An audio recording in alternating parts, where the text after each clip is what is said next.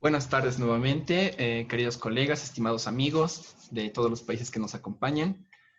Hoy estamos con nuestra quinta clase del RhinoClass, en este bloque que es de FES, y estamos nuevamente con el profesor doctor Rodolfo Nazar Safié. El día de ayer pues tuvimos una charla magistral de lo que es el seno frontal, estupenda, quedamos todos satisfechos, y pues hoy nuevamente lo invitamos a dar la charla. En realidad tiene que ser la charla la siguiente semana, pero la adelantamos por motivos personales, ¿no? Un step by step de lo que es el manejo integral de la vía lagrimal. Doctor Nazar, buenas tardes, nuevamente. Hola, buenas tardes, Roberto. Un gusto estar acá en este RhinoClass La Paz. Nuevamente acá con un tema entonces que me ha pedido Roberto Gutiérrez, que es la obstrucción lagrimal, el manejo fundamentalmente por el otorrino, laringólogo, desde el punto de vista endonasal, y el trabajo conjunto que tenemos muchas veces con nuestros amigos oftalmólogos, los oculoplásticos. Así que en esta clase, aparte de hacer un recordatorio de la anatomía y de la vía lagrimal, vamos fundamentalmente a hablar de las dos técnicas que, a mi entender, debiera manejar el rinólogo, que es la dacriocistorrinostomía endoscópica y la intubación monocanalicular. Bueno, para comenzar un poquito, nosotros sabemos que la lágrima se produce fundamentalmente a nivel de la glándula lagrimal, ubicado en el ángulo superior externo de la órbita, y también en algunas glándulas accesorios, como son estas glándulas a nivel palpebral, como las glándulas de Krause y de Meibomio, que también tienen alguna contribución en la producción del film lagrimal. Y es así como la lágrima está formada por una película que tiene varias capas, fundamentalmente una capa acuosa, pero también tiene una capa sebácea y una capa mucinosa que tienen que estar en una proporción adecuada, y evidentemente que la lágrima tiene que estar fluyendo y en constante recambio. De lo contrario se van a producir alteraciones que nuestro paciente lo van a llevar a consultar. Vamos a hablar un poquito ahora de la anatomía de la vía lagrimal, lo cual va a ser muy importante para nosotros cuando enfrentemos a este paciente y estemos planificando alguna resolución desde el punto de vista quirúrgico. El aparato lagrimal se va a ubicar en la pared lateral nasal, como ustedes ven acá, y la lágrima producida que está en la córnea va a llegar hacia los puntos lagrimales superior e inferior, va a seguir por los canalículos superior e inferior, luego hay un canalículo común, y de ahí va a llegar a una estructura clave y fundamental y que me gustaría que recordaran, la cual es el saco lagrimal. De ahí las lágrimas van a continuar su trayecto hacia el conducto nasolagrimal para desembocar a nivel del meato inferior, es decir, entre el cornete inferior y el piso de la fosa nasal, a nivel de la válvula de Hasner, ¿ya? Y es así entonces como este aparato lagrimal membranoso va a estar contenido dentro de un esqueleto óseo, ¿ya? Y es ese esqueleto óseo el cual nosotros vamos a tener que ir a modificar en algunas ocasiones para producir algún tipo de drenaje de esta vía que esté obstruido. En ese sentido, es importante recordar en la anatomía ósea, nuevamente, la apófisis frontal del maxilar, la apófisis ascendente del maxilar también llamada, hacia posterior el hueso lagrimal, y ya mucho más hacia posterior y sin relación con el aparato lagrimal, tenemos la lámina papirácea, pero nuestra zona de trabajo va a ser en esta fosa lagrimal. Esta fosa lagrimal, donde va a estar alojado el saco lagrimal, está formado entonces por la apófisis ascendente del maxilar y el hueso lagrimal, ¿ya? Entonces esto es importante tenerlo en mente, y cuáles van a ser las estructuras óseas que vamos a tener que ir a modificar en algunas ocasiones. Desde el punto de vista de las etiologías de la obstrucción lagrimal, estas son múltiples, pueden ser causas infecciosas, enfermedades inflamatorias de la esfera reumatológica, como una enfermedad de Wegener, patología tumoral, causas mecánicas, traumáticas, por ejemplo, en un trauma maxilofacial con un mecanismo de cizallamiento, muchas veces se va a producir una lesión del conducto del saco lagrimal y con un atrapamiento óseo de hueso. Algunas veces puede haber alguna causa iatrogénica del otorrino, por ejemplo, cuando estamos haciendo una artrotomía maxilar, y con la pinza retrógrada, podemos, y podemos silenciar. Entonces, y con la pinza retrógrada vamos comiendo hacia anterior, podemos eventualmente también lesionar el conducto lacrimonasal. La verdad, eso es raro que pase porque la apófisis ascendente del maxilar es bastante dura y es más probable que primero dañemos el instrumento, pero es una consideración que tenemos que tener. Y una de las etiologías más nuevas que hemos ido aprendiendo son los pacientes que van a radioyodo. El radioyodo tiene una excreción también por el aparato lagrimal y muchas ocasiones, en alrededor de un 10% de los pacientes que van a radioyodo, puede producir una reacción inflamatoria que va a ser dependiente un poquito de la dosis. Así que hemos visto algunos pacientes, sobre todo mujeres jóvenes, que van a terapia de radioyodo con epífora patológica y con bloqueo del sistema lagrimal. En nuestra casuística, en el hospital clínico, en nuestros primeros casos, muchas veces no se logra identificar la causa, y así como un 60% de los casos no tuvimos alguna causa precisa, pero las causas más frecuentes e identificables fueron la postraumática, el radioyodo, paciente con patología inflamatoria del tipo Wegener, y una obstrucción ya más bien congénita que se nos presentó en un niño. ¿Cuál es la clínica de estos pacientes? ¿Por qué estos pacientes van a llegar a consultar? Que normalmente van a consultar al oftalmólogo, y muchas veces ese trabajo en conjunto, en equipo, que nos hace tomar la mejor conducta para el paciente y con una derivación para un manejo multidisciplinario. El paciente se va a quejar de epífora, ¿ya? O sea, una epífora lagrimeo permanente, como vemos acá en la lámina superior. Puede haber secreción y conjuntivitis recurrente, y también en algunas ocasiones, sobre todo por esta epífora, las mujeres jóvenes nos pueden llegar a consultar porque se les corre el maquillaje, muchas veces con este lagrimeo permanente. En los pacientes mayores puede haber algún tipo, sobre todo, de dacrocititis o conjuntivitis recurrente. Y es así entonces como para el manejo de las obstrucciones que están localizadas a nivel sacular o postsacular, surge la posibilidad entonces de hacer una dacriocistorrinostomía, es decir, crear un shunt en el aparato lagrimal, haciendo una ostomía desde el saco lagrimal hacia la fosa nasal. ¿Ya? Esto consiste entonces en la creación de una fístula desde el saco hacia la fosa nasal, y eso va a permitir restablecer el flujo lagrimal adecuado, bypaseando un poquito la obstrucción.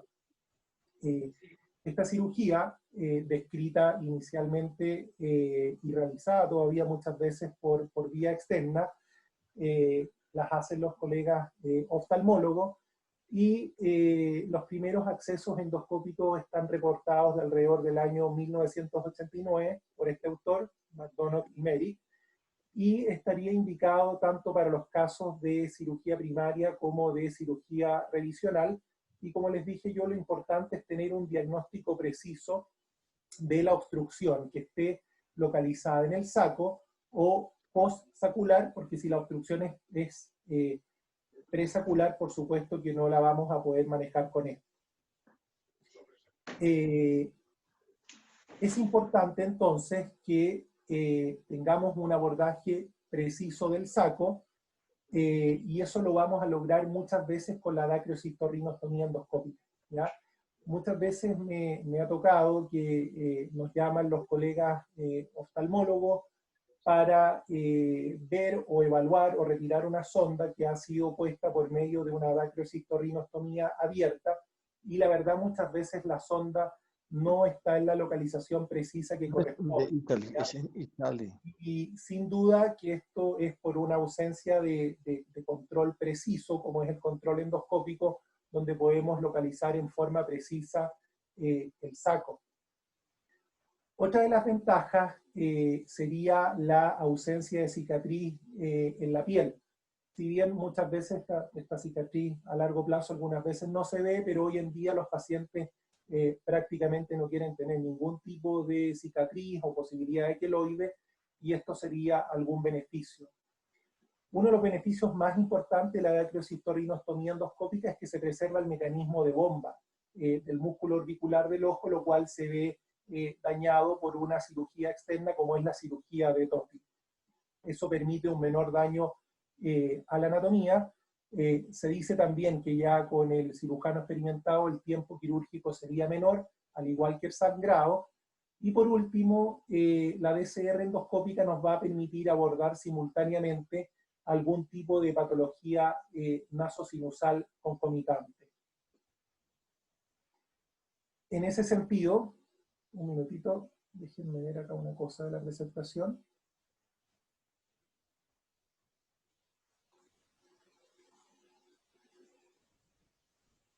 En ese sentido, perdón, sí, tengo todas las diapos que había hecho un pequeño cambio.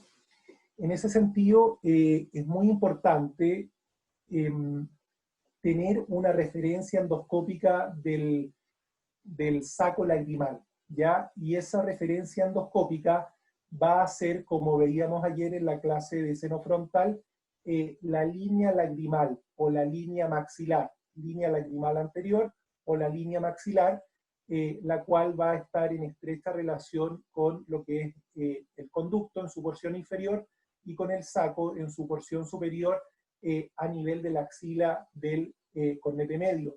Recordemos que el aparato lagrimal es lo más anterior que vamos a ubicar en la fosa nasal, y levemente hacia posterior y hacia superior estaría el ayer nasi y el acceso hacia el seno frontal.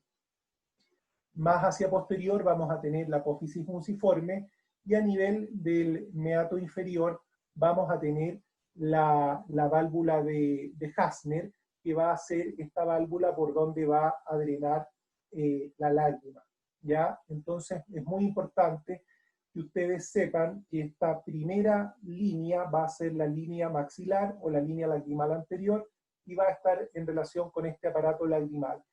Este es un esquema algo antiguo, donde se ve que el fondo del saco está casi hasta nivel de la axila del cornete medio. Se sabe actualmente que la proyección del saco lagrimal, el fondo del saco lagrimal está un poquito más hacia cefálico, entonces por eso el acceso tiene que ser con un flap amplio y que tengamos un control incluso más arriba que lo que es la axila del cornete medio. ¿Cómo hacemos el diagnóstico de la obstrucción lagrimal? Por supuesto con la clínica, pero tenemos algunos estudios complementarios. Lo que es radiografía simple y ecografía es parte un poquito de la historia del diagnóstico. Lo que usamos actualmente y que todo paciente que se va a operar de las cavidades paranasales o de una vía lagrimal que debiera tener es el escáner de cavidades paranasales, ¿ya? En el escáner de cavidades paranasales vamos a evaluar muy bien lo que es el saco lagrimal, por ejemplo en este paciente que tiene una patología traumática con un rasgo de fractura y donde se ve una dilatación del saco. Obviamente vamos a poder ver bien la anatomía, patología concomitante y cuál va a ser nuestra conducta a seguir. Nos permite descartar la presencia de masas y, como les comentaba, en casos postraumáticos es indispensable. La resonancia, la verdad, la pedimos poco, sobre todo cuando tenemos la sospecha de algún tipo de masa o tumoración, si queremos diferenciar si es algo sólido o algo quístico, para evaluar también, por ejemplo, algún dacriocele o en divertículos del saco, pero la verdad, la imagen mandatoria que tenemos en la mayoría de los casos es un escáner de cavidades paranasales. Hay algunos estudios como la dacriocistografía o la dacriocintigrafía que ocasionalmente los pedimos cuando queremos evaluar un poquito la excreción del sistema lagrimal y un poquito la funcionalidad. Este estudio de medicina nuclear, donde el cual un isótopo va a ser eliminado por la glándula lagrimal, por el sistema lagrimal, vemos como acá, por ejemplo, en el lado izquierdo se produce una buena eliminación y un buen paso de contraste desde lo que es saco, conducto y su eliminación. Y por el contrario, acá en el lado derecho tenemos un stop por un bloqueo del sistema lagrimal.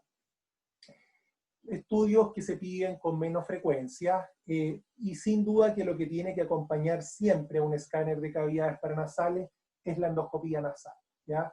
El otorrino, el rinólogo tiene que haber hecho una endoscopía, tiene que ver la axila del cornete medio, tiene que ver la inserción, tiene que ver la pared lateral acá y cómo va a ser la zona que va a ir a trabajar si hay algún acepto de desviación del tabique. Así que yo les diría que el escáner y la endoscopía son mandatorias en la inmensa mayoría de los pacientes y ocasionales el resto de los estudios. Ahora, ¿cómo hacemos el diagnóstico de la obstrucción lagrimal? ¿Ya? Podemos partir con varios estudios, pero lo que siempre se parte es con el test de Schirmer para diferenciar si hay una hiperproducción de lágrima versus alguna obstrucción del aparato lagrimal.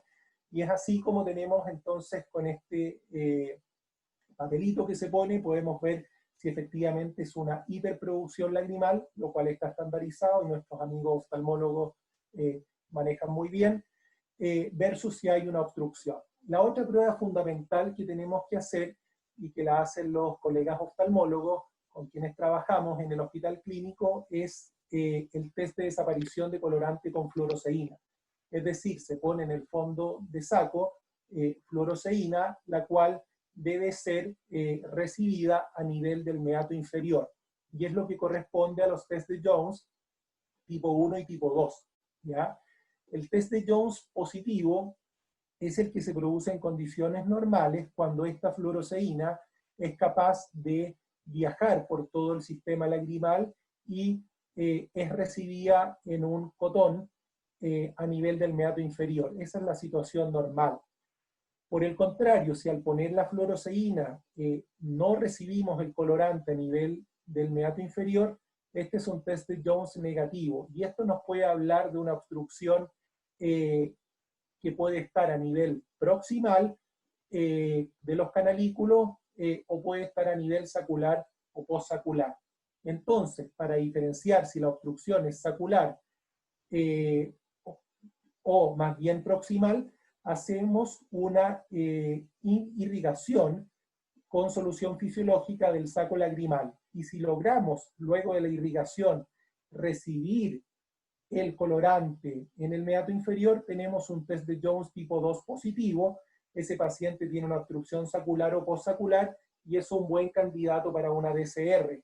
Por el contrario, si ese paciente que uno lo irriga con solución fisiológica no recibe el colorante a nivel del meato inferior, la obstrucción es proximal y desde el punto de vista de otorrino no le vamos a poder ofrecer un procedimiento de DCR porque la obstrucción es más bien proximal. Así que este diagnóstico es súper importante para que lo tengan claro y todos estos pacientes tendrían que venir con estos tests.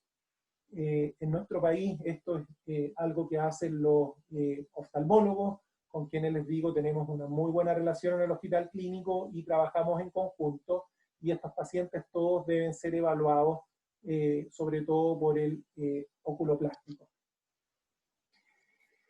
Volviendo un poco a nuestra anatomía quirúrgica endoscópica, vamos a ver algunas imágenes acá donde vemos que la zona que vamos a ir a trabajar, al igual que ayer en el acceso del frontal, es bastante anterior. Y la DCR va a consistir en hacer una amplia ventana a nivel del proceso frontal, del maxilar, para una exposición completa de lo que es el saco lagrimal, como vemos en esta imagen, ¿ya? Y luego de exponer el saco lagrimal, hacemos una incisión muy cuidadosa del saco para producir esta ostomía. Esta es una imagen de una disección por fosa nasal izquierda, donde vamos a ver un poquito parte del sistema lagrimal. Estamos por fosa nasal izquierda, estamos viendo el meato inferior, perdón. Esta que van a ver es el cornete inferior, la pared lateral, estamos en el meato inferior y vamos a hacer una coloración irrigando azul de metileno por los puntos lagrimales y vemos en el fondo la coloración que se produce a nivel del meato inferior y de la válvula de Kastner. Luego vamos a ver dónde está la vía lagrimal desde el punto de vista endoscópico. Y este es un paciente que ya se le había hecho una etmoidectomía, pero se está mostrando la línea maxilar o la línea lagrimal anterior. Esa va a ser la referencia para el saco lagrimal. Esta es la etmoidectomía, esfenoides atrás y maxilar acá. Entonces vemos, esta es la periórbita, se ha sacado la lámina papirácea y estamos en una posición bien anterior tratando de disecar el sistema lagrimal. Con una pinza Kerrison, que es muchas veces lo que hacemos en cirugía, vamos a resecar esta apófisis ascendente y hacia posterior también el hueso lagrimal. Y una vez que uno logra resecar la apófisis ascendente, ahí está sacando parte de el hueso lagrimal también, tenemos la articulación entre el lagrimal y la apófisis ascendente, y ahí ya se ve el saco en su porción superior y el conducto en su porción inferior, lagrimal, que va a ser la zona que nosotros tenemos que ir a trabajar. Y luego la coloración, como se observa acá, que estamos en una posición bastante anterior de la fosa nasal.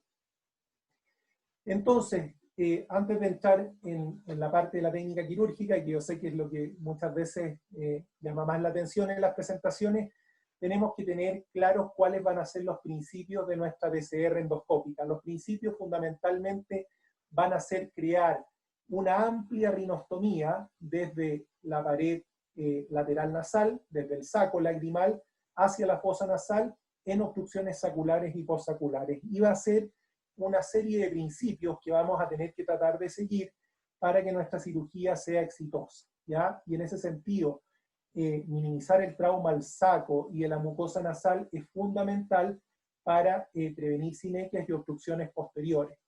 Y hay una serie de principios que uno debiera tratar de seguir casi en toda la cirugía endoscópica, pero que se hacen mandatorias en la cirugía de la vía lagrimal para que tengamos un éxito mayor. Y estos son una exposición adecuada, en este caso del saco lagrimal, tratar en lo posible de preservar el colgajo que uno realiza, hacer una hemostasia cuidadosa, trabajar con instrumentos cortantes, ¿ya?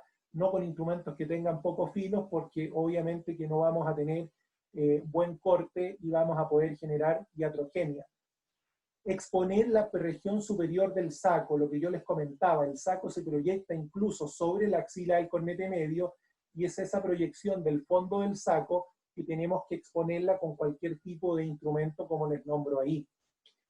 Y una vez que uno haga una apertura adecuada del saco, vamos a tener que decidir si usamos o no algún tipo de stent o algún tipo de sonda. Entonces vemos acá en estas imágenes una forma también precisa de confirmar dónde está el saco lagrimal, es con una pinza bayoneta. La pinza bayoneta está disponible en cualquier consultorio otorrino, y si uno lo pone a nivel del canto interno, donde está localizado el saco lagrimal, por la zona endonasal uno va a tener una referencia precisa también en relación a esta línea lagrimal anterior. Otra manera también de localizar el saco lagrimal son con unas sondas de transiluxación, unas sondas muy delgaditas. Por favor, si podemos apagar los micrófonos. Si podemos apagar los micrófonos, gracias Eric. entonces, con una sonda de transiluminación, que son unas sonditas que usan los oftalmólogos para cirugía del vitrio, son unas sondas muy delgaditas que uno las puede meter por los puntos lagrimales y transiluminar la pared lateral y confirmar un poquito que es la zona donde está el saco, ¿ya?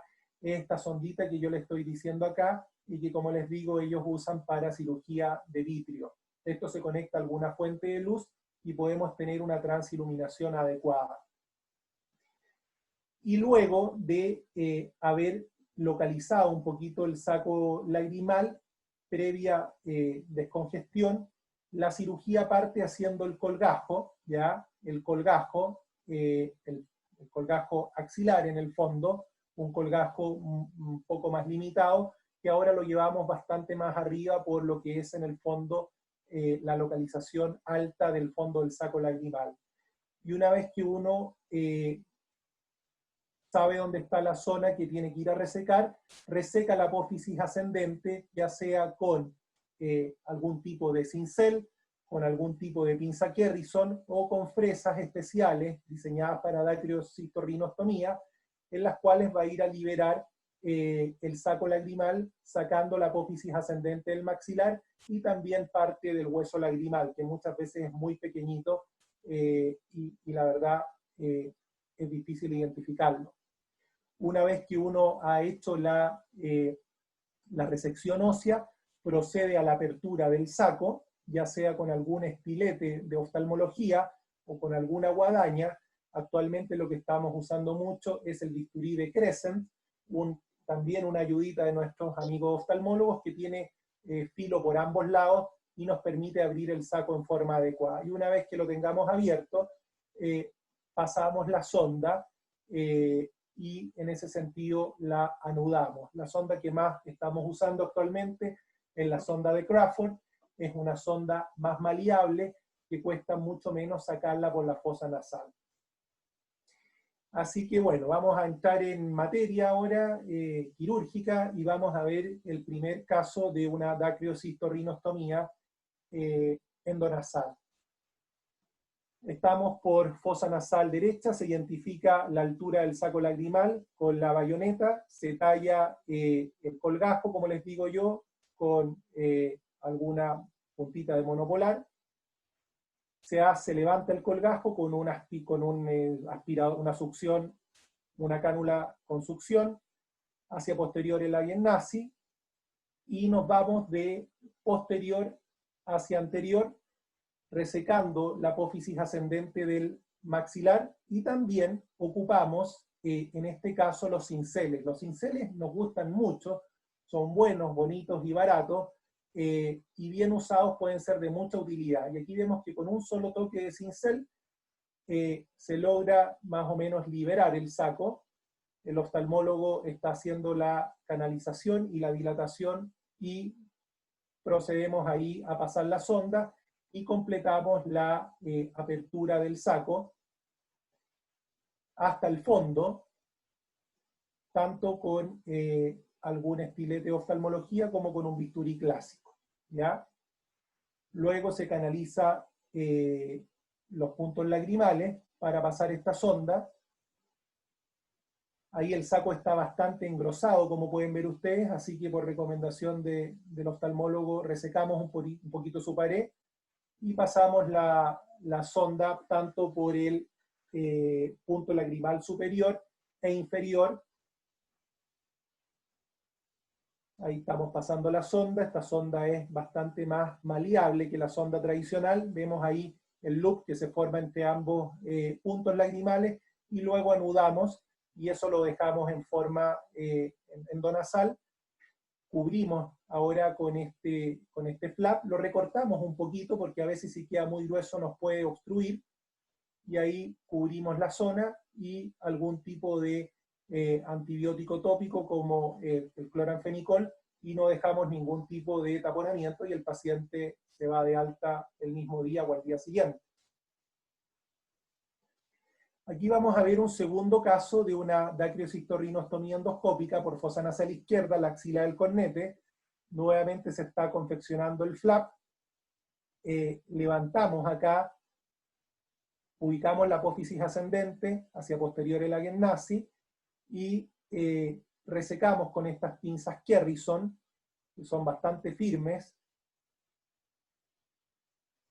y también con algún tipo de cincel. Vemos acá que estamos ya en la zona del saco, pero tenemos que, del conducto, perdón, pero tenemos que llegar más arriba, hacia lo que es el saco lagrimal, ¿ya? Y ahí nuevamente con los cinceles logramos llegar a su porción superior. Y aquí lo que les quiero mostrar es que en este caso usamos una sondita de transiluminación. Entonces, si ustedes ven, aquí con esta sondita de vitrio que nos recomiendan los oftalmólogos, logramos transiluminar y confirmar que esa es la posición adecuada. Vamos un poquito más arriba porque queremos llegar hasta el fondo del saco, y una vez que ya resecamos la porción superior de hueso, de la apófisis ascendente, vemos que se transilumina prácticamente acá el fondo del saco, y es ahí cuando abrimos el saco lagrimal, ¿ya? Pasamos la sonda primero por el canalículo superior, y luego por el inferior, y así de manera adecuada tenemos más o menos bien abierto, y reposicionamos el flap con algún antibiótico nuevamente, ¿ya? Bueno, estos son casos, los dos primeros, donde la anatomía está totalmente normal, conservada, pero muchas veces las cosas, ustedes saben que no son así. Y tenemos, por ejemplo, pacientes con patología postraumática. Esta era una paciente que fue referida desde el sur de Chile por un trauma nasal por la culata de una escopeta. Ella decía que estaba cargando la escopeta y con la culata se fracturó. La verdad no sabemos si es cierto o no, pero fue la versión que nos dio. Y tenemos aquí una fractura entonces de lo que es la apófisis ascendente del maxilar, prácticamente con un bloqueo de la fosa nasal izquierda. Y vemos acá que la paciente tenía epífora, conjuntivitis recurrente, porque tenemos una fractura que está en estrecha relación con el saco lagrimal, el cual se encuentra dilatado, ¿ya? Y aquí en el corte axial también vemos esta fractura. Entonces esto puede decir, pucha, esta es una contraindicación de cirugía endonasal, pero la verdad nosotros decidimos ir por paso, y en este caso lo primero que hicimos fue una luxofractura del cornete inferior, que es lo que estamos viendo acá. Este es el cornete inferior. Luego hicimos una septoplastía.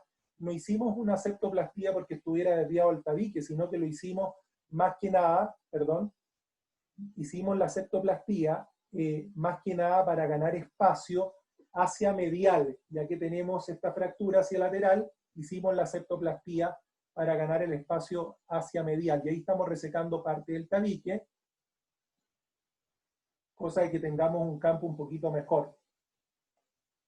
Luego con la sondita de transiluminación, como ven ustedes ahí, estaba toda la anatomía alterada, así que nos guiamos con la sondita de transiluminación. Vamos resecando parte de la apófisis ascendente desde caudal hacia cefálico, ¿ya? Evidentemente que la zona del saco estaba bloqueada, así que lo que hicimos fue irnos desde el piso hacia superior.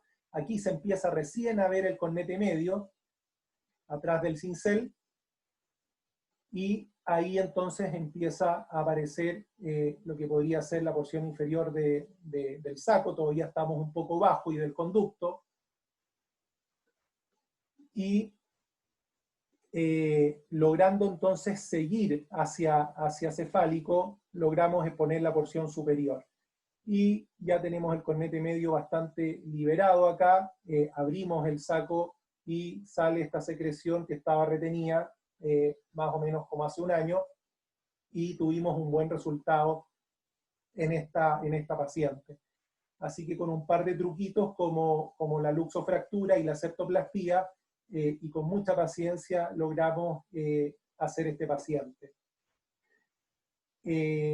Este es un caso que les voy a ver ahora de una dacriocistorrinostomía pediátrica. Es una niñita de 4 años que había sufrido un trauma maxilofacial y que tenía epífora y conjuntivitis con dacriocistitis recurrente. Vean ustedes acá toda la secreción, las lágrimas acumuladas acá, una muy mala calidad de vida, la chiquita con mucha cara de tristeza, y lo que tenía en el escáner básicamente era una fractura en relación al conducto nasolacrimal óseo, con una dilatación. En el lado izquierdo y en el lado derecho también tenía una obstrucción. Y acá tenía una obstrucción bilateral.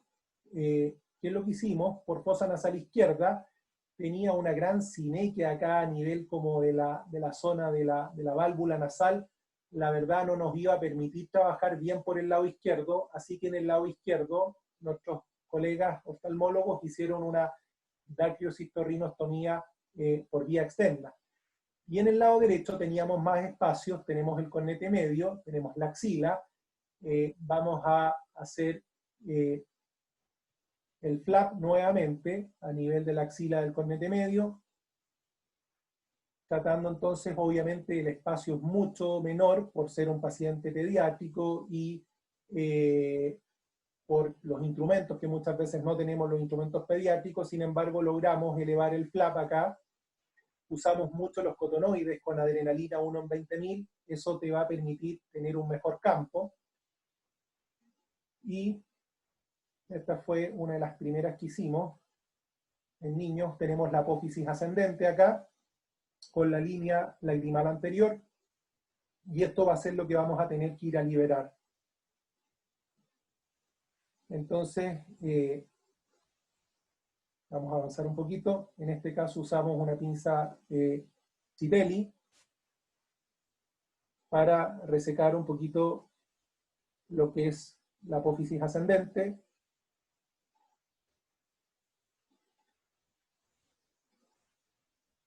Vamos a avanzar un poquito acá. Y una vez que logramos exponer la región superior del saco, ya canalizamos entonces con la sondita por el meato inferior primero, por el punto lagrimal inferior primero,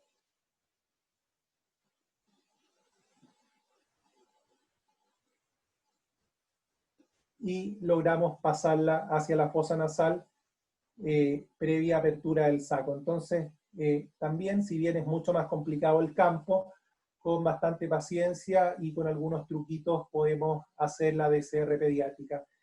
Y esta niñita pasó de estar con toda esa secreción y con esta carita en el postoperatorio inmediato, el ojito izquierdo que se hizo por vía externa y el ojo derecho por vía endonasal, sin secreción a las 48 horas, y ya en los controles postoperatorios miren cómo mejora la calidad de vida de esta niñita y con mucho mejor cara y una cara un poquito más de felicidad. ¿Cuáles son los resultados de la dacriocistorrinostomía endoscópica? El éxito de la técnica endoscópica varía entre un 70 y un 92%, y también es importante señalar que está determinada por la localización de la obstrucción. Obviamente, si vamos a ir a operar un paciente que tiene una obstrucción proximal, que no le hemos hecho las pruebas adecuadas, vamos a tener posibilidad de fallo. Pero otras veces, si bien tenemos un diagnóstico preciso, alguna fibrosis, alguna sinequia, alguna cicatriz del conducto del saco lagrimal que quedó abierto, nos puede hacer fracasar la cirugía. Lo que sí sabemos es que las dacriocistos postraumáticas tienen un menor porcentaje de éxito que las otras etiologías. Y lo que sería ideal de ver en el postoperatorio es esta imagen por fosa nasal de derecha, donde se ve la rinostomía y la salida de lágrima que está totalmente permeable al presionar el canto interno del ojo con salida importante de lágrima y permeabilidad. Esto muchas veces que se ve también en esta imagen no es así, y se ven cicatrices, se ven sinequias, pero sin embargo el sistema sigue estando funcionando, lo cual es muy importante. Es muy importante señalar también que muchas veces la sonda que nosotros mismos dejamos puede generar algún tipo de inflamación retención de costras e incluso dacrocistitis. Por lo tanto, es importante evaluar cuánto tiempo vamos a dejar la sonda. Estamos entre los 3, 4 meses hasta los 6 meses, es algo variable cuánto uno deja la sonda, fundamentalmente tiene que ver con los controles endoscópicos, que no hayan costras, que la mucosa esté de buena calidad, y en ese momento uno decide retirar la sonda. Por supuesto que en patología de tipo inflamatorio, reumatológico, la sonda va a estar mayor cantidad de tiempo, al igual que en una etiología postraumática, y con radioyodo también. En nuestra casuística, de las 33 primeras DCRs que hicimos, alrededor del 78% de los pacientes tenía una mejoría objetiva, es decir, había permeabilidad del sistema, como les mostré en la imagen anterior. ¿Cuáles pueden ser las eventuales complicaciones de esta cirugía? Primero que nada, que tengamos una ventana ósea mal posicionada, ¿ya? O sea, que no resequemos en forma adecuada el proceso ascendente de la maxila y que tengamos una rinostomía mal posicionada. Esa va a ser la principal causa de fallo de la cirugía. También, como les comentaba anteriormente, la presencia de tejido cicatrizal, de sinequia, y al igual que la historia de trauma maxilofacial, aumenta 5 veces el riesgo de que falle esta cirugía. Otras complicaciones menores pueden ser la epistaxis, la extrusión de la sonda. Muchas veces llegan los pacientes con la sonda que se les ha salido hacia el ojito. Ahí lo que hacemos es reposicionarla, ¿ya? Y tener cuidado de que no vaya a producir algún tipo de lesión, sobre todo en la córnea, con una sonda que está extruida. En nuestra casuística inicial, las principales complicaciones fue en un paciente, se hizo una falsa vía lagrimal y fundamentalmente sinequias de cornete medio en 3 pacientes. Ahora en esta parte final de la presentación, ya que hemos visto bastantes casos de dacriocistorrinostomía y un poquito todo el abordaje de esta técnica, voy a hablarles de una técnica que fundamentalmente hemos usado en los niños, y que es la intubación monocanalicular con sonda monoca, ¿ya? Y esto fundamentalmente lo hemos utilizado en la obstrucción congénita del conducto nasolacrimal, ¿ya? Lo cual se denomina dacrioestenosis. La dacrioestenosis se encuentra alrededor del 6% de los recién nacidos vivos y se puede producir por una persistencia de una membrana mucosa a nivel de la válvula de Hasner, y generalmente se presenta como una epífora persistente. Muchos de estos chiquititos, alrededor del 80 al 90%, tienen una resolución espontánea de esta epífora del recién nacido, con manejo conservador, con masajes, con antibióticos. La mayoría de los niños logran salir. Sin embargo, hay alrededor de un 10 a un 15% que persiste la obstrucción, y es en estos pacientes donde se podría ocupar esta intubación monocanalicular. ¿En qué consiste esta sonda monocanalicular? Consiste en un polímero de silicona que va a actuar como un stent, como un anclaje, en forma monocanalicular, y esto se va a anclar al punto lagrimal, ¿ya? La gracia de esto es que no requiere sutura, a diferencia de la dacriocistorrinostomía, preserva la anatomía de la vía lagrimal, porque como ustedes ven, como les voy a mostrar en una imagen siguiente, se va a canalizar por el punto lagrimal inferior y vamos a salir por el meato inferior. Entonces no se va a alterar la anatomía normal, y podemos dejar para un segundo tiempo, para rescate, la dacriocistorrinostomía. Y lo otro es que es la fácil extracción de la sonda en policlínico ambulatorio. Entonces, lo que teníamos era que si la resolución espontánea con las terapias complementarias fallaban, íbamos a una intervención quirúrgica, que muchas veces era la dacriocistorrinostomía, pero actualmente estamos proponiendo en los niños con dacrioestenosis congénita que han fallado el tratamiento conservador, la colocación de una sonda monoca, ¿ya? Y aquí vemos, vamos a ver la colocación de esta sonda, procedimiento que es hecho en conjunto en nuestro hospital entre el oftalmólogo y el rinólogo. Vemos acá cómo el oftalmólogo está dilatando primero el punto lagrimal inferior, a la vez el otorrino está colocando un descongestionante en el meato inferior, por donde va a salir esa sonda, y una vez que ha dilatado el punto lagrimal, pasa la sonda primero en una posición horizontal, hasta que hay un stop, y luego verticaliza para ir a recibir esa sonda a nivel del meato inferior. Y entonces en ese momento es que el otorrino, previa descongestión del meato inferior, esto tenemos la sonda acá, que está pasando con la guía, y es entonces en ese momento que el otorrino hace una luxofractura del cornete inferior hacia superior y recoge la sonda a nivel del meato inferior saliendo por la válvula de Hasner. Vean cómo sale secreción ahí. Entonces con alguna pincita fina la logra salir, a la vez el oftalmólogo está anclando, está abrochando esta sondita en el punto lagrimal inferior. Es algo que cuesta a veces un poquito, pero ahí lo logra anclar, esto no produce ningún tipo de daño, no molesta tampoco, y luego se corta la sonda que queda a nivel del meato inferior. Entonces aquí no tocamos el saco, no alteramos la vía lagrimal normal, y eso lo dejamos por un tiempo, y luego se retira por superior. De los pacientes que hemos hecho, los primeros pacientes, tuvimos un 86% de éxito, fueron la primera casuística inicial. En un paciente, en dos pacientes no se logró, en un paciente, perdón, no se logró permeabilizar y se encontró con un stop óseo, ¿ya? Todos los pacientes los teníamos en control, y consideramos que es una buena opción como primera indicación en los niños, porque las tasas de éxito son altas, ¿ya? El éxito de canalización fue de 85% en el hospital y 100% de mejoría en los pacientes que se logró canalizar por medio de la sonda Monoca. El 100% de los niños mejoró sus síntomas.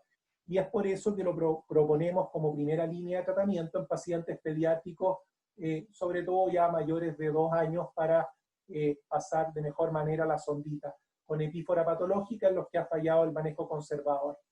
Pero también esta sonda se podría utilizar en forma profiláctica, por ejemplo, en los pacientes que van a radioyodo. Sabemos que un 10% de los pacientes que van a radioyodo van a hacer una obstrucción lagrimal y van a requerir un adacrio. Entonces quizás se podría proponer o evaluar como profilaxis en algunos pacientes como alternativa a una adacriocistorrinostomía secundaria. Así que para terminar la charla y abrir la sesión de preguntas con Roberto, les quiero señalar que la adacriocistorrinostomía endoscópica es una excelente alternativa.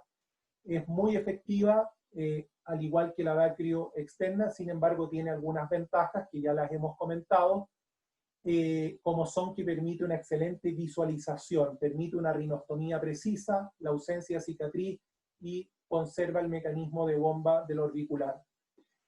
Como les comentaba yo, el diagnóstico es muy importante, el diagnóstico de la obstrucción, y este tiene que estar a nivel sacular o postsacular para que nuestra cirugía sea exitosa.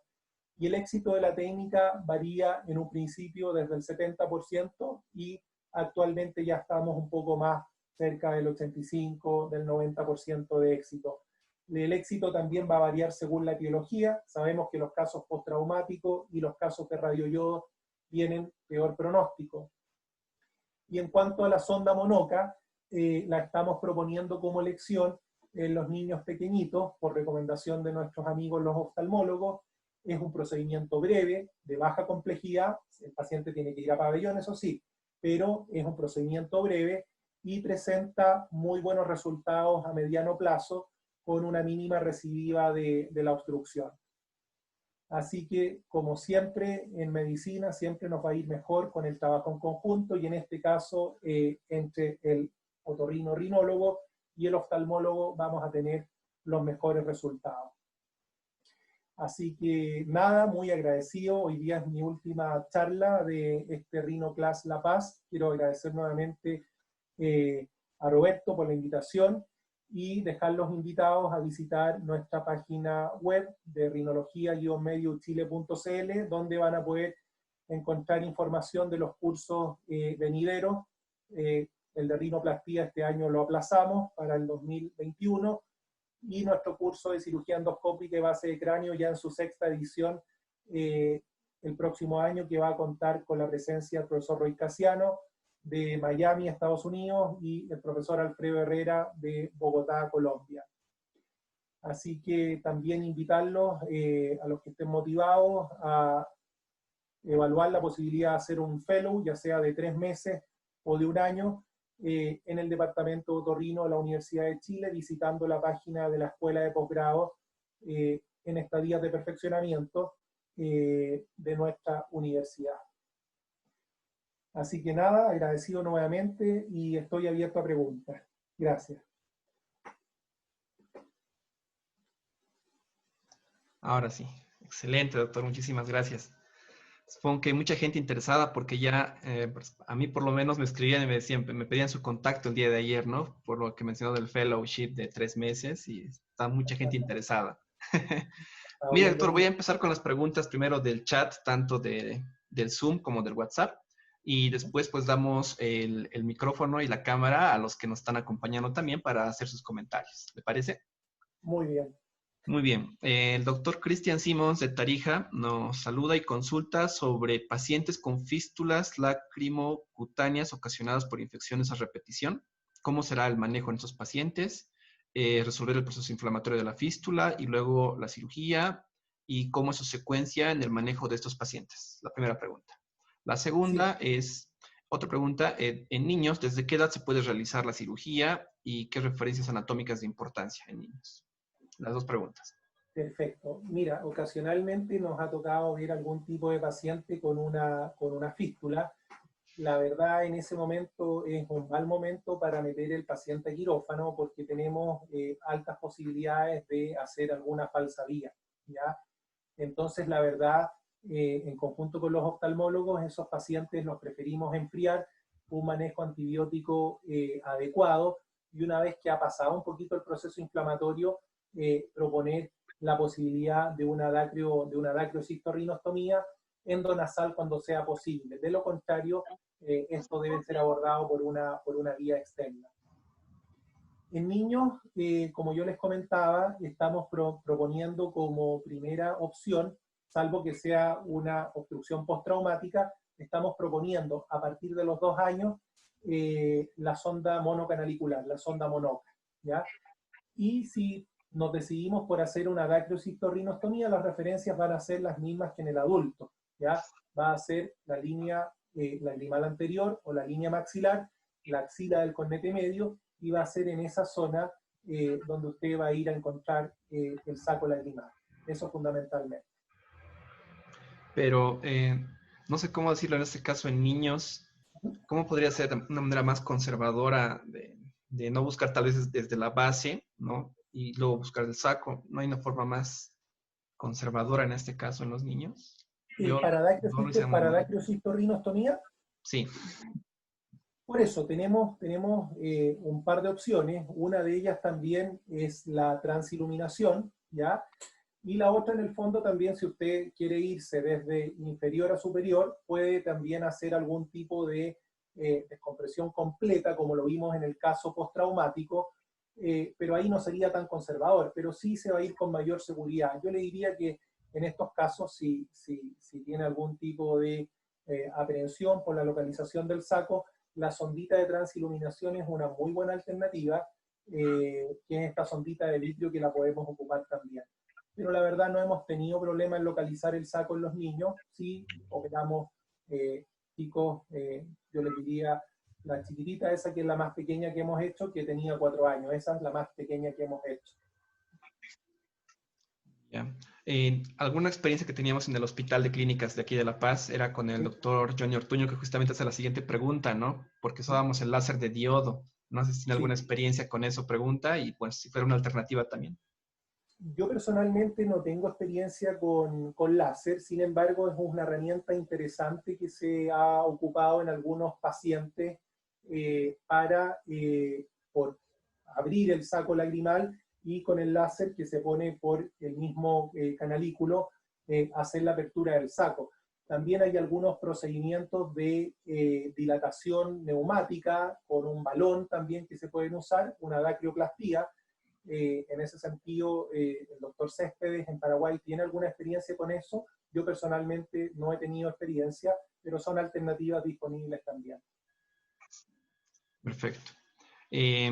Roger Sivincha nos pregunta, ¿complicaciones del saco lagrimal en osteotomías laterales de rinoplastia? Eso sí, no, aún no lo vi.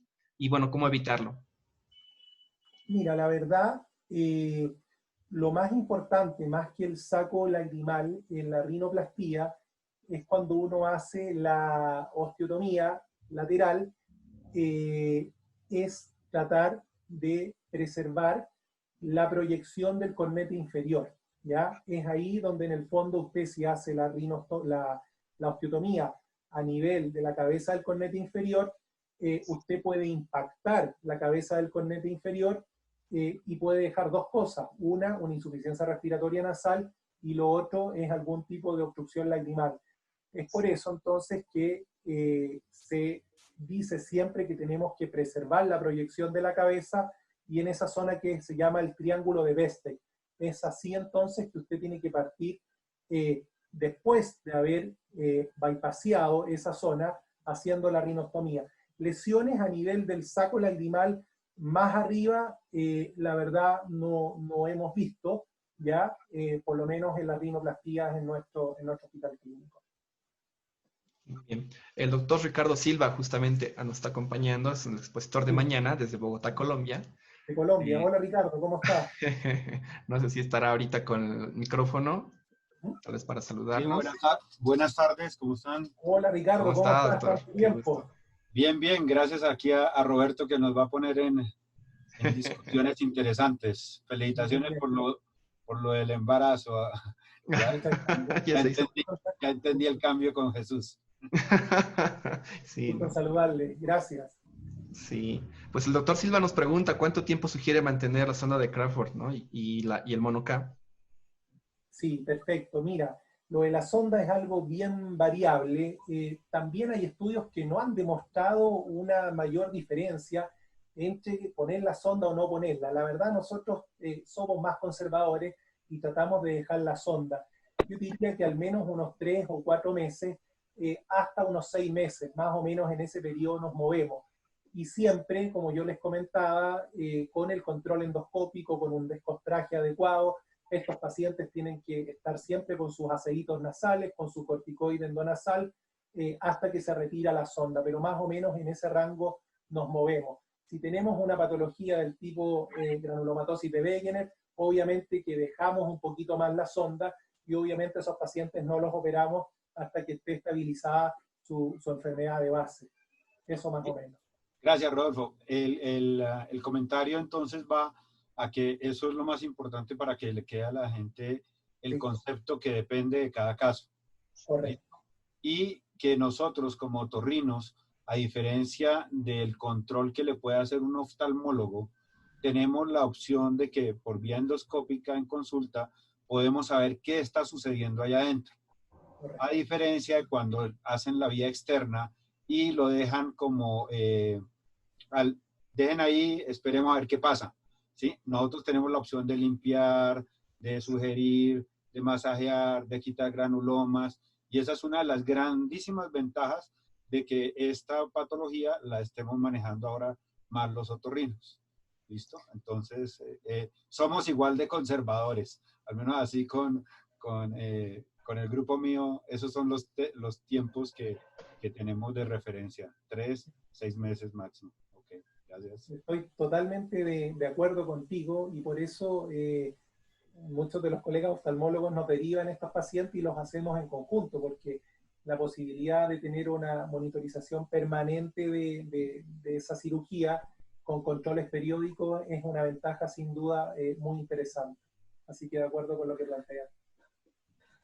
Bueno, y además la colocación de la sonda de Crawford, no sé cómo practican en sus países, si la coloca el oftalmólogo o todavía mi servicio, ahí tenemos otorrinos que hacen el sondaje y lo hacemos todos Sí. nosotros. Mira, la verdad, en nuestro hospital casi siempre, como estos pacientes son derivados por ellos, tratamos de hacerlo en conjunto. Sin embargo, cuando por A, por B, por C motivo no nos pueden acompañar, tenemos ahí uno de nuestros rinólogos, mi jefe, el doctor Alfredo Nasser, tiene la mano súper entrenada y la verdad, ya más o menos en un par de minutos él logra pasar la sondita, ¿ya? Pero la verdad siempre tratamos de hacerlo en conjunto. Uno cree que es una cosa bastante sencilla y rápida, y la verdad muchas veces no lo es, y te puede alargar el tiempo quirúrgico en forma importante, incluso más que toda la cirugía previa. Así que la verdad tratamos siempre de estar con la persona más entrenada, que sea el especialista en vía lagrimal de oftalmología, o alguno de nosotros que ya más o menos tiene la mano más entrenada como Alfredo Nasser en esta oportunidad. Claro, en mi servicio, en mi hospital es el doctor Jaime Ardiles, por ejemplo. Usted, doctor Ricardo Silva, no sé si Ajá. igual trabajan así con oftalmólogos o otorrinos. En el hospital, como es un hospital universitario, tengo fellow de oculoplastia. Claro. Entonces va el que está en entrenamiento, ya es oftalmólogo, y entonces es el que siempre invitamos, ya que ellos son los que lo referencian. Como decía Rodolfo, como el paciente originalmente es más de ellos, entonces bienvenidos sean, lo programamos y lo hacemos en equipo, en conjunto. Sin embargo, lo que comenta Roberto es cierto. La medida en que uno de pronto ya los ve hacer eso tantas veces y uno lo empieza a practicar, en algunos pacientes privados ya no utilizo el oftalmólogo. Perfecto. Ahí está el factor también financiero para no entrar en susceptibilidades. La idea que quede el concepto general es que es mejor, como lo mencionó Rodolfo, en equipo. Un proceso legal es preferible entre los dos que estamos involucrados en los anexos del ojo. ¿Listo? Porque siempre van a preguntar, un juez, un abogado, siempre va a decir qué hace un otorrino de oído, nariz y garganta manejando una complicación de órbita. Toca entrar a dar muchas explicaciones. Entonces es preferible que estemos en equipo. Totalmente de acuerdo. En nuestro hospital universitario, Ricardo, tenemos la misma situación. El especialista oculoplástico con su fellow siempre están ahí. La consideración médico-legal, la verdad, no la había pensado hasta ahora, pero efectivamente puede haber algún tipo de inquisición ahí de parte del juez, que nosotros muchas veces no saben lo que hacemos, así que también es un respaldo que sin duda es muy importante considerar. Y con las coronarias tranquilas todos, ¿no? Eso es lo A ver, interesante. Recuerden que somos otorrinos, ¿sí? Nosotros no somos cirujanos de urgencias que manejamos infartos, abdómenes agudos, salvamos vidas de COVID, ni nada de esas cosas. Nosotros somos otorrinolaringólogos, manejamos es calidad de vida, que el paciente respire bien, que se vea bonito, que no tenga epífora, que oiga mejor, que respire bien, que no ronque. Somos médicos que ofrecemos es calidad de vida. el doctor Franco también nos está acompañando. ¿Ya llegó? Ya Bueno. tendrá el micrófono. Franco, no se le ve. Él me decía ayer que no quería spoilers, pero ya el doctor Silva está aquí, entonces yo creo Sí. que para calentarnos para mañana, les aviso a todos que nos va a dar perlas en cirugía endoscópica, PES, o sea que preparados para mañana también. Muy Bueno, bien. siguiente pregunta, doctor. ¿Si realiza esta cirugía más con anestesia general o local? 100% de los pacientes con cirugía con anestesia general. De estos pacientes uno tiene que sacar hueso, tiene que fresar o tiene que usar estos. Hoy en día esto es impensable hacerlo con algún tipo de anestesia local. ¿Mm? No sé si usted, doctor Silva, usa el láser también o también usa anestesia local para la cirugía. No, para que Rodolfo y yo fuéramos entrenados en el mismo sitio. Anestesia general, con el oftalmólogo, que no se me mueva el paciente. Y recuerden, nuestro paciente es latino. Él no entiende, deje la cabeza quieta, no se mueva, abra el ojo. Él no entiende eso. Exacto. gira la cabeza para decirle que qué doctor, y la gira. Entonces, por una buena sedación, me dicen que hay colegas que lo hacen, pero soy de escuela más tradicional y todo con anestesia general. Y en los niños, que de pronto ahí era la otra pregunta que le tenía a Rodolfo, cuando en el caso que presentaste de la dificultad que tenías con el lado izquierdo, por lo estrecho, pequeñito, es muy complicado hacerlo vía endo. Pero como ya llegó Chucho, a él le tenía ahí el pedacito que le corresponde. ¿Qué pasa si entras con lente de cirugía endoscópica de oído de 3 milímetros, más lo instrumental de endoscópica de oído, hacer Sí. colgados y una pequeña fresita si no quieres meter cincel? ¿Sabes lo que pasa, Ricardo? Que en ese paciente tenía efectivamente la válvula, era lo que te tiraba todo para abajo. Entonces, la verdad no metimos un endoscopio de oído, pero nunca llegamos hasta la posición del saco. Entonces, podríamos haber hecho algún tipo de cirugía en la válvula y pensando que era un niño, toda la cosa. La verdad, como estábamos con el oculoplástico ahí mismo, nos decidimos un ojo cada uno y la verdad creo que fue lo mejor. La paciente tuvo una buena evolución y no empezamos a manipular válvulas y poder tener, no es una cirugía tampoco sencilla con los resultados que podemos tener, así que la verdad esa fue la razón, Ricardo. Entonces, fíjense que ese par de preguntas que le he hecho a Rodolfo son para que el concepto en todos los que nos están viendo y escuchando les quede claro. Trabajo en equipo. Rodolfo tenía ya su óculo plástico que si uno no lo tiene, ¿sí?, se pone a tratar de hacer más daños porque mi vía tradicional es la endo y me pongo a hacer maniobras exageradas con unas secuelas que muy probablemente son más difíciles de manejar. Si estamos con equipo y está el vecino que lo hace de rutina externo, fíjense que el resultado es el mejor. Exactamente. Bueno, como les comentaba, que en mi hospital hacemos con un otorrino, que es el doctor Jaime Ardiles, con quien lo hacíamos con el láser de diodos, precisamente el doctor Johnny Ortuño, que nos está acompañando aquí. Buenas tardes, doctor Ortuño, ¿cómo está? ¿Cómo están? Buenas tardes. Quisiera saludar al doctor Nazar, que exitosamente 2 lindos temas ha presentado el día de ayer y hoy, y además a Roberto Gutiérrez por organizador y coordinador de este curso. En realidad muy bueno, porque se está tocando varios tópicos de la nariz, tanto la cirugía estética, la cirugía funcional, cirugías de vía lagrimal.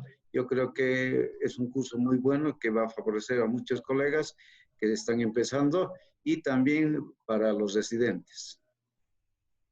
Y yo quería tal vez opinar alguna situación de la pregunta que hice. Evidentemente el doctor Gutiérrez indicó de que hace un tiempo, hace unos 4 o 5 años, trabajábamos con láser diodo. Sí. Y tiene muchas ventajas. Por ejemplo, cuando se requiere ver el trayecto del conducto, con la fibra que tiene, que usamos de 400 nanomilímetros, nos sirve como guía porque tiene una luz roja cuando es el láser diodo. Y entonces a través de esa podemos reconocer dónde está el saco lacrimal. Y sin la necesidad de hacer disección, sin necesidad de hacer uso de osteótomos, etcétera, podemos abordar fácilmente porque el láser es una de las grandes ventajas que tiene, es que se come hueso el láser, vaporiza el hueso. Entonces, una vez que ha llegado a ver por vía endoscópica la luz rojita, continúa y se introduce el láser. Y teníamos otra situación, y puede ampliar el tamaño que quiera con el mismo láser. Y sí, a veces había la situación porque trabajábamos en un ambiente un poco seco, donde se formaban muchas costras y podía cerrarse el orificio que habíamos realizado con láser, y teníamos la tendencia a usar mucho la mitomicina C. Y en este caso quisiera saber si ustedes, con la experiencia que tienen el doctor Silva y el doctor Nazar, alguna vez han utilizado el láser o en algunos casos. Entonces es la ventaja de la utilización del láser, principalmente de diodo, porque no necesita mucho instrumental, se puede hacer en niños. Operamos justamente hace 5 años en la ciudad de La Paz también un niño de 2 años de edad y que sin ninguna complicación, más rápido, se puede hacer inclusive en consultorio externo, una cirugía ambulatoria, hasta inclusive con anestesia local, es una de las ventajas.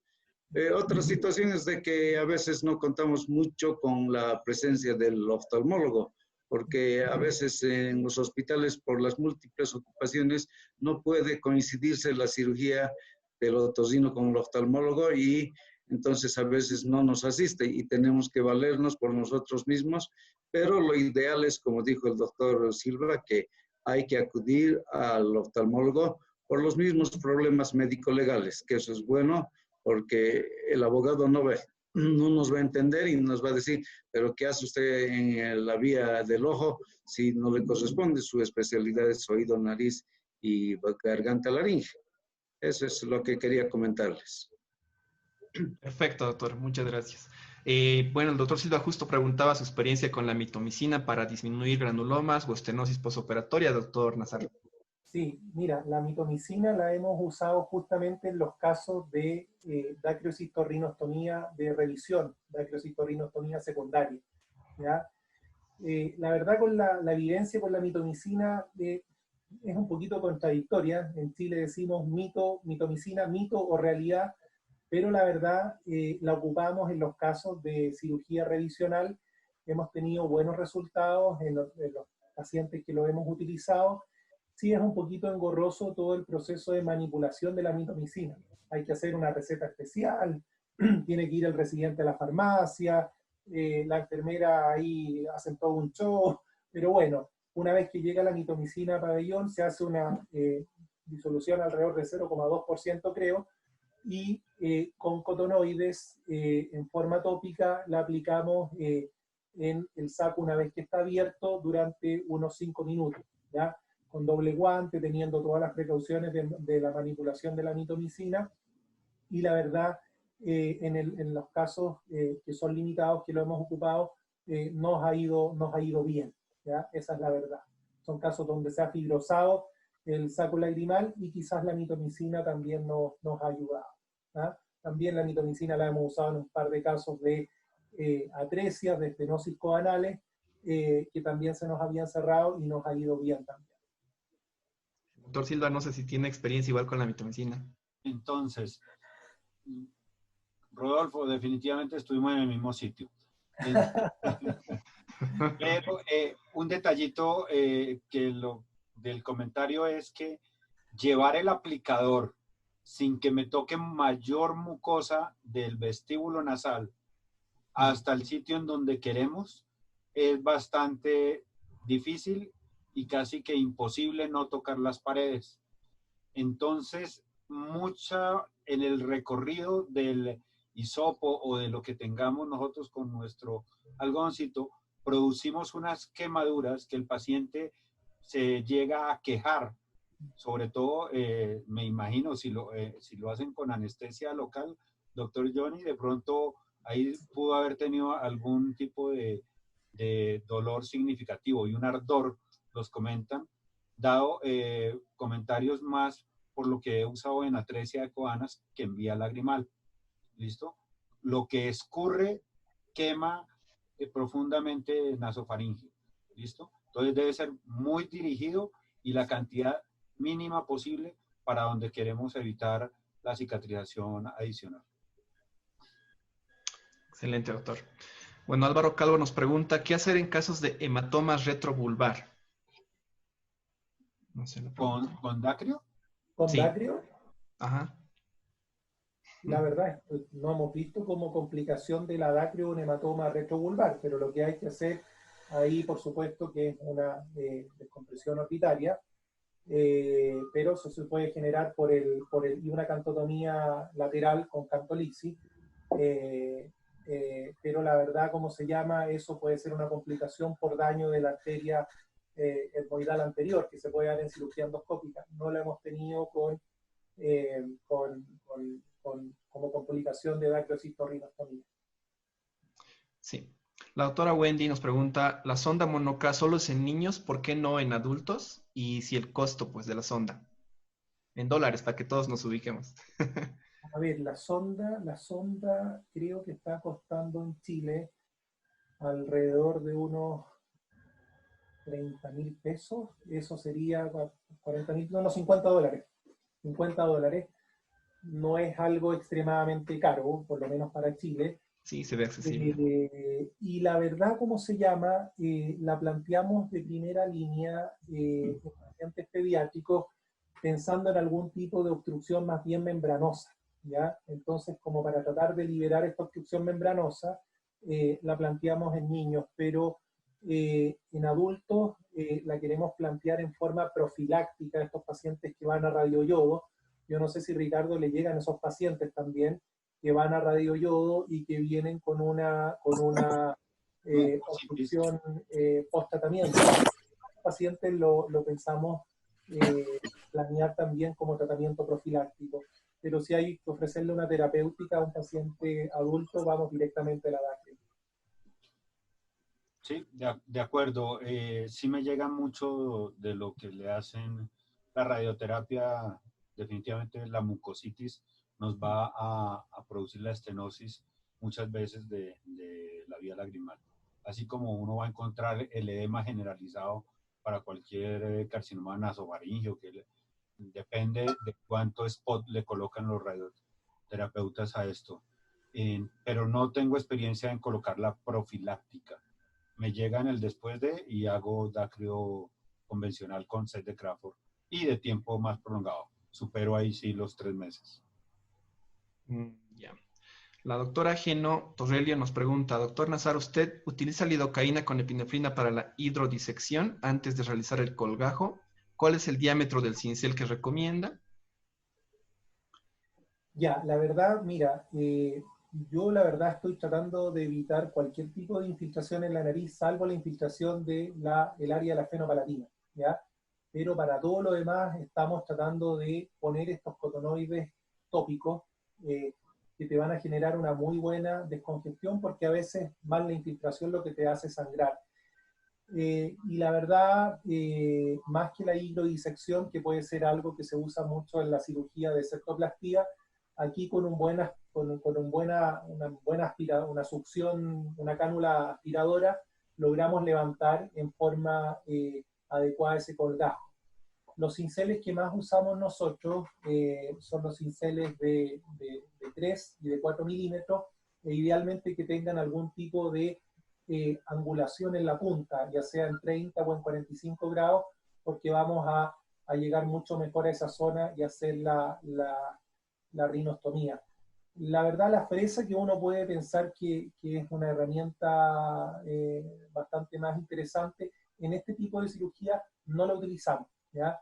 No la utilizamos primero por el costo, eso sí que tiene un costo alrededor de $200 en Chile, la fresa, que se ocupa de manera individual, y lo otro es que genera mucho polvillo, entonces todo ese polvillo nos va a ir evidentemente dificultando más la cirugía, así que lo preferimos hacer con estos instrumentos fríos, ya sea las pinzas Kerrison de 2-3 milímetros hasta de 4 y los cinceles como yo les comentaba.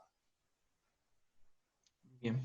Rolando Chávez nos pregunta, ¿cómo fija la sonda Monoca en meato medio y cuánto tiempo deja?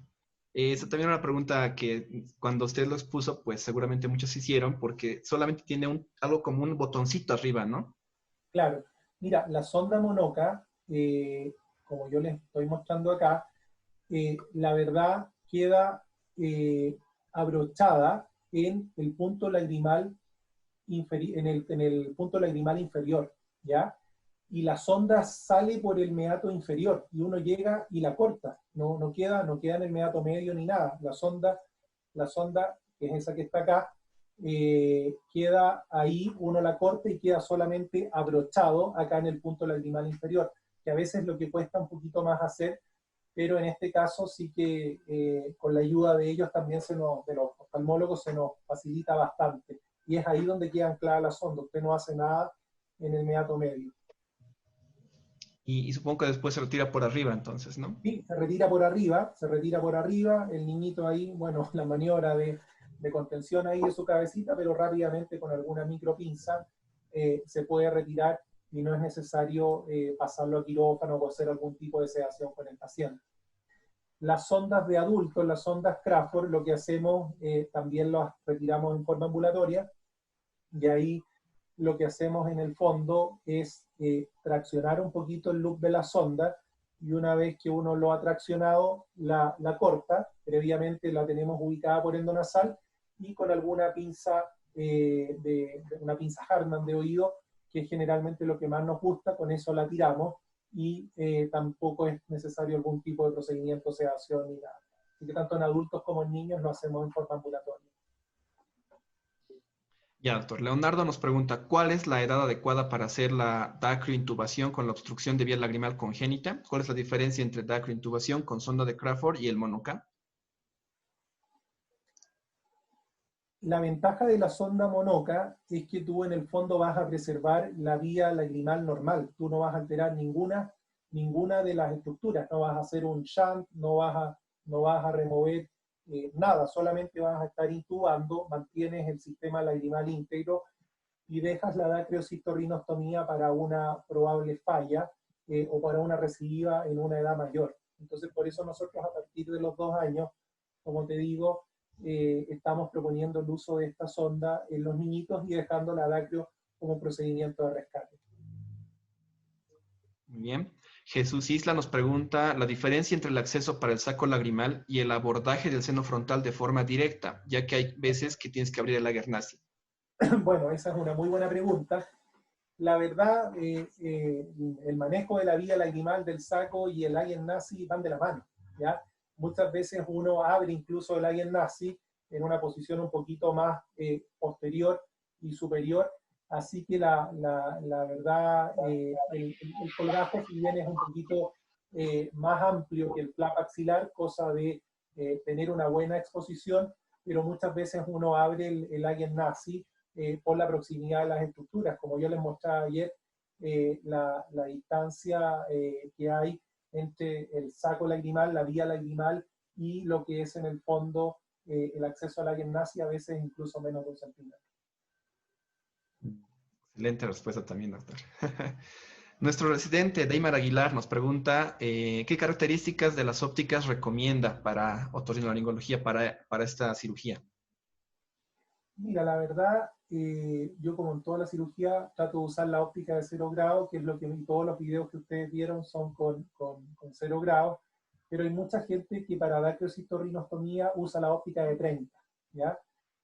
La óptica de 30 te permite un muy buen control para este tipo de cirugía y podría ser una alternativa. También la óptica de 30 no es para nada difícil de maniobrar, a diferencia de una óptica de 45 para el frontal. Entonces, esa podría ser una alternativa también. En mis manos, en mi experiencia, lo que más me gusta es la de 0 grados, pero la de 30 grados, sobre todo también algunos colegas de Canadá que les he visto presentaciones de este tipo, usan mucho la óptica de 30 grados. ¿De diámetro? 3 milímetros. 4 milímetros en adultos. 4 milímetros. 4 milímetros, sí. La posición, ya que me mantuvo pensando ayer con esa posición para seno frontal. Yo la verdad, no sé qué pensará Ricardo, pero yo pasé en el fondo... Es que ustedes dicen no me expolien, sino me tengo que cambiar la sala esta noche. Lo vamos a expoliar nomás. Sí. Yo la verdad cuando partimos con todo lo que es cirugía endoscópica siempre poníamos al paciente en 45 grados, cabeza semisentada. La verdad ahora yo prácticamente prefiero tener el paciente horizontal o una mínima inclinación de 15 grados para tener justamente un buen acceso hacia el techo de la nariz. Tenemos nosotros que tener un control adecuado de la axila del cornete medio y eso obviamente que nos va a permitir una posición con una leve reclinación no más de 15 grados o incluso horizontal, muy parecido a lo que yo les mostraba ayer en cirugía del seno frontal. Eso. Yo soy más amigo de la óptica de 30, al fin cambiamos de profe.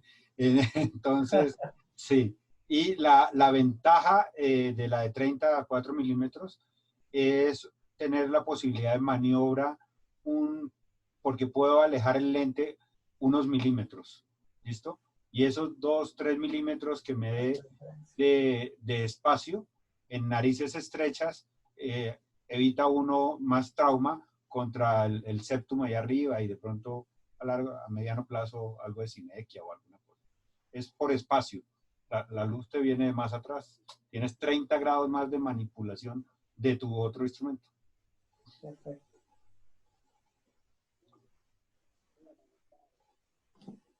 Roberto, quedaste sin micrófono. Quédate mudo. Ahora sí, creo que sí, yo mismo me silencié. Depende de la habilidad de cada cirujano, ¿no? Ya que en mi unidad, por ejemplo, el doctor Ortuño o el doctor Del Carpio están acostumbrados a la óptica de 30, hacen todo con eso. Sí. Y yo sinceramente sí más manejo también con el doctor Nazar la cabeza porque la de 0 me tiene más confianza al principio, ¿no? Y luego la cambio por la de 45 cuando se requiere. En su experiencia, doctor Nazar, ¿presentaron epistaxis profusas u otras complicaciones a nivel nasoseptal en esta cirugía?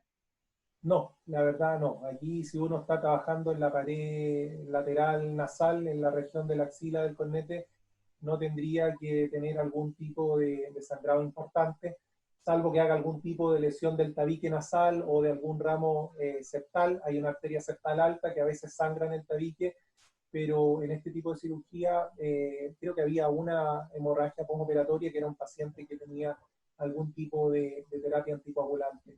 No es una complicación que uno espera en este tipo de cirugía. Bien, la última pregunta aquí en el chat es ¿qué opinión tiene de la técnica en la que se deja colgajo mucoso? Claro, bueno, en general lo que yo les comentaba, el flap mucoso y los colgajos hay que tratar de preservarlos en lo posible para que en el fondo no quede hueso expuesto, no se formen costras, tengamos menores posibilidades de granuloma. Así que dentro de lo posible tratamos de conservarlo. Lo que sí a veces cuando tenemos un excedente de mucosa que puede llegar a bloquear el saco, ahí preferimos hacer algún tipo de plastía y quizás recortarlo como les mostré en el primer caso.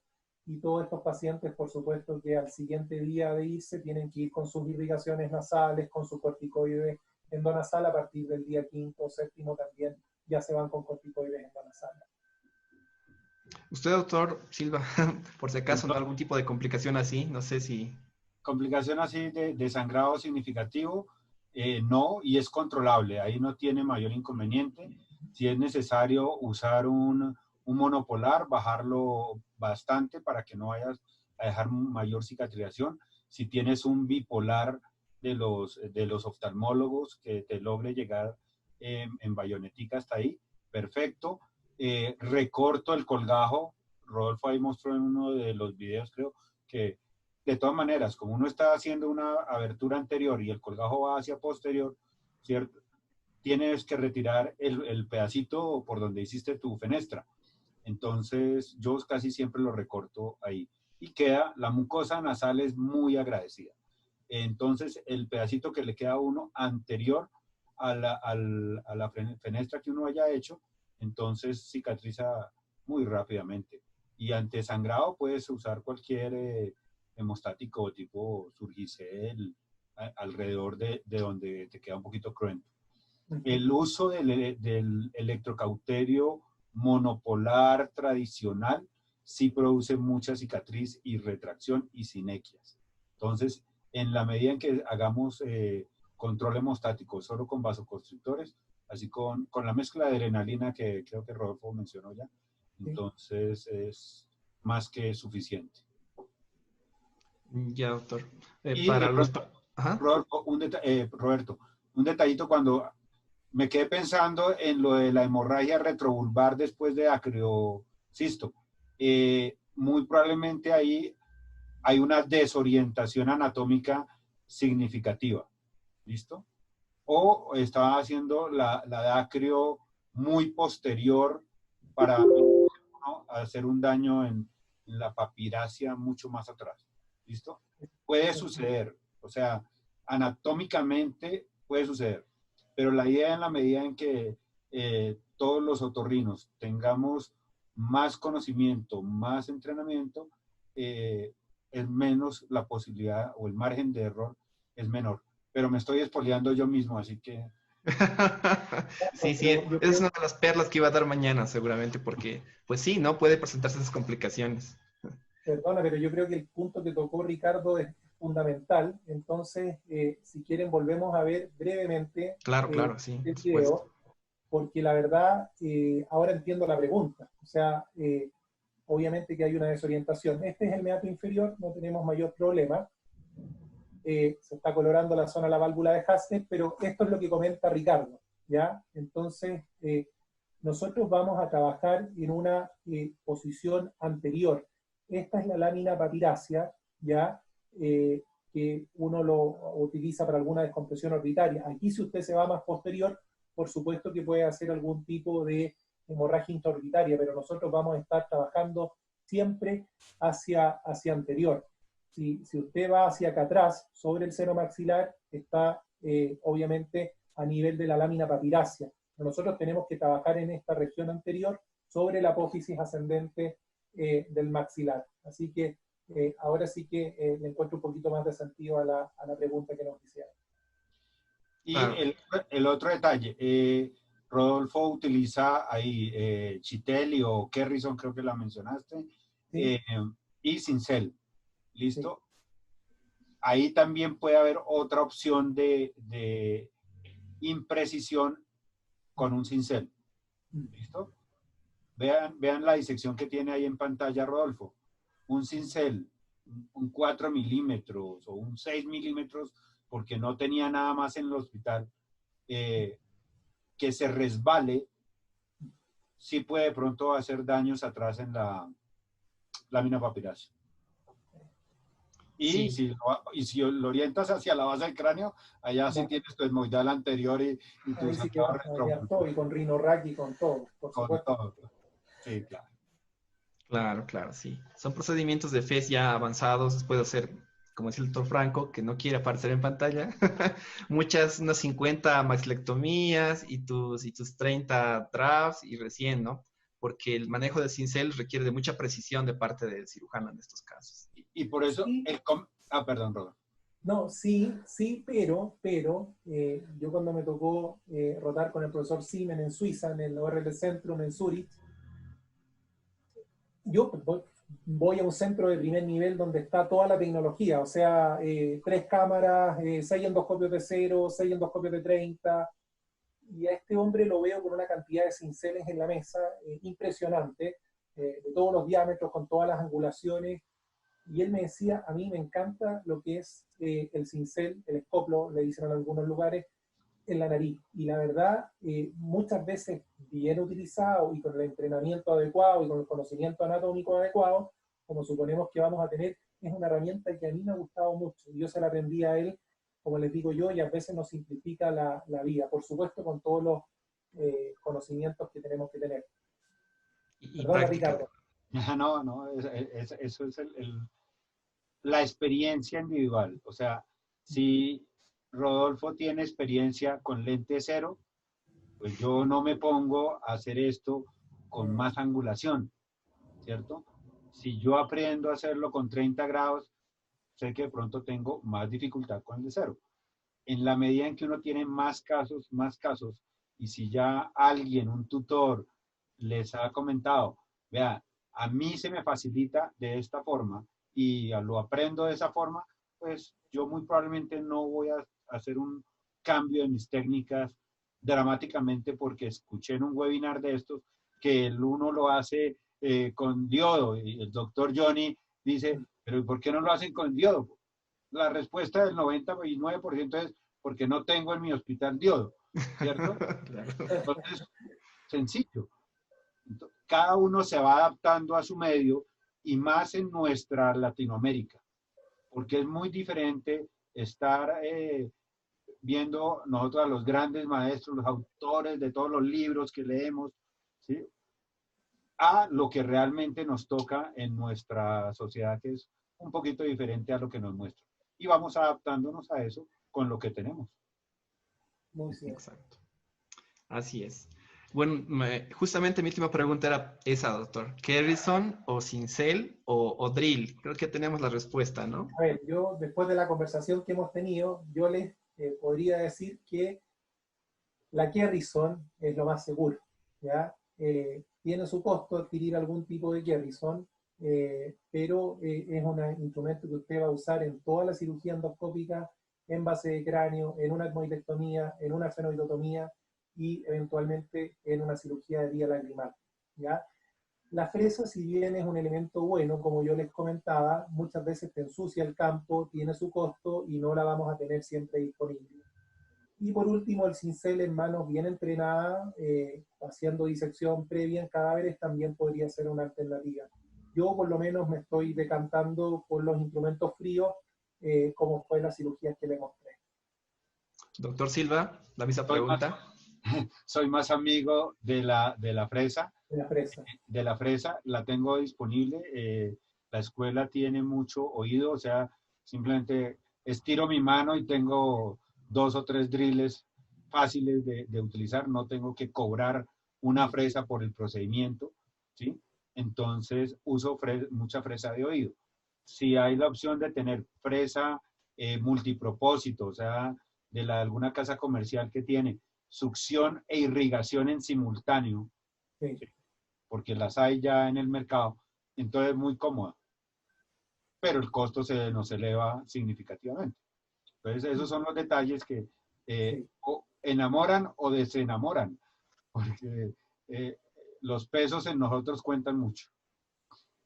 Un último comentario respecto a eso, Ricardo. ¿Esas fresas de oído tienen algún tipo de protección o que podrían eventualmente llegar a producir algún tipo de daño? Te lo comento porque Me estás boleando mi tercera diapositiva de mañana. te lo comento porque mucho tiempo atrás, alrededor de unos 10 a 12 años, se utilizó una fresa que no era para algún tipo de cirugía, no tenía protección. La fresa calentó y produjo algún tipo de daño en la narina y se produjo una retracción, con una quemadura. Sí. Y eso sí que fue un problema muy difícil de manejar. Yo estaba haciendo la residencia, pero me tocó ver a ese caso. Y la verdad, cuando la fresa no es la adecuada, no tiene esa protección, podemos generar ese tipo de daño también.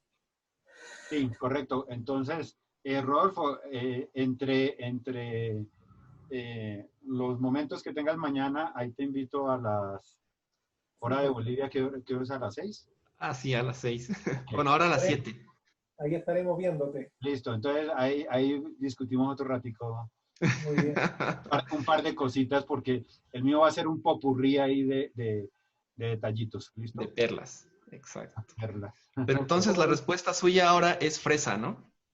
En este momento yo lo que más hago es fresa y con la canulita de orientación de los oftalmólogos, que es una maravilla. De transiluminación. ¿eh? La de transiluminación, o sea, el punto rojo del doctor Johnny, Sí. con su láser de diodo, ese es el nuestro, pero el nuestro no corta hueso. Entonces, Correcto. También lo usamos, justamente. Claro, claro. ¿Y usted, doctor Ortuño? ¿Fresa, Kerrison, Sincel? láser. ¿O sigue solo láser? Gracias. Directamente el láser, porque no necesitamos el uso de Kerrison ni tampoco de ningún pincel, pero nosotros nos fabricábamos porque no teníamos la posibilidad de tener una fresa que esté cubierta como de un microdebridador. Forrábamos con un plástico de un equipo de solución, equipo de venoclisis, y eso nos colabora un poco a que no caliente y no lastime el ángulo de la nariz. Entonces, de esa manera llegábamos a hacer la osteotomía. Así es, recuerdo muy bien eso y también me mencionaban que mis profes eran unos MacGyvers en ese sentido, nos dábamos siempre los modos con lo que teníamos. Creo que la mitad del público no entendió el comentario, doctor Roberto. Tal vez sí. ¿Saben quién es MacGyver? Sí, desde la época de nosotros. Seguramente.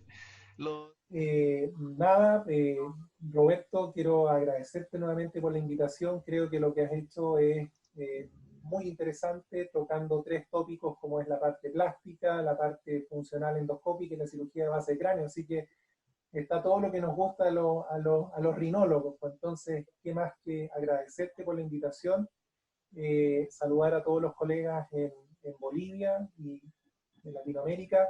Espero que estén bien junto a sus familias, que logremos pasar este momento un poco amargo, pero que sin duda que nos ha fortalecido, porque esto era impensable hace un par de meses atrás, que estuviéramos haciendo conferencias en vivo con Bolivia, con Argentina, con Ecuador, con Colombia.